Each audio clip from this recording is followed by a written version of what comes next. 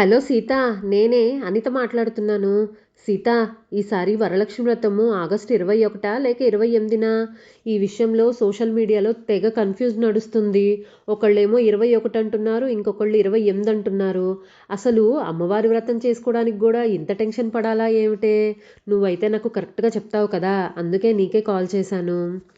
హ్మ్. సరే అనిత. యాక్చువల్‌గా ఈసారి వరలక్ష్మి వ్రతం ఆగస్టు 21 ఉందే.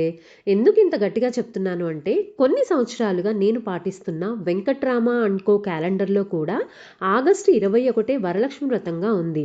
మనం అనుసరిస్తున్న పంచాంగాల ప్రకారం కూడా ఆగస్టు 21 వరలక్ష్మి వ్రతంగా ఉంది. మరి 28 ఎందుకంటున్నారు సీత? ఎందుకు అంటే ఆగస్టు 28న శ్రావణ పౌర్ణమి వస్తుంది. దానినే రాఖీ పౌర్ణమి లేదా జంధ్యాల పౌర్ణమి అని కూడా అంటారు. అయితే అనిత, మనం వరలక్ష్మి వ్రతము పౌర్ణమి రోజున వచ్చే శుక్రవారం కాదు, పౌర్ణమికి ముందు వచ్చే శుక్రవారం చేసుకునే సాంప్రదాయం మనకి ఉంది.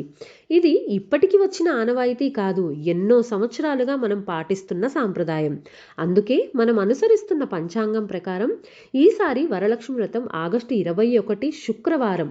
ఇక ఎవరైనా ఆ రోజు నెలసరి కారణంగా వ్రతం చేసుకోలేని పరిస్థితి ఉంటే మీ కుటుంబ ఆచారం ప్రకారం తర్వాత శుక్రవారం చేసుకోవచ్చు. మరి మీ క్యాలెండర్లో ఏ తేదీ ఉంది? 21 లేక 28?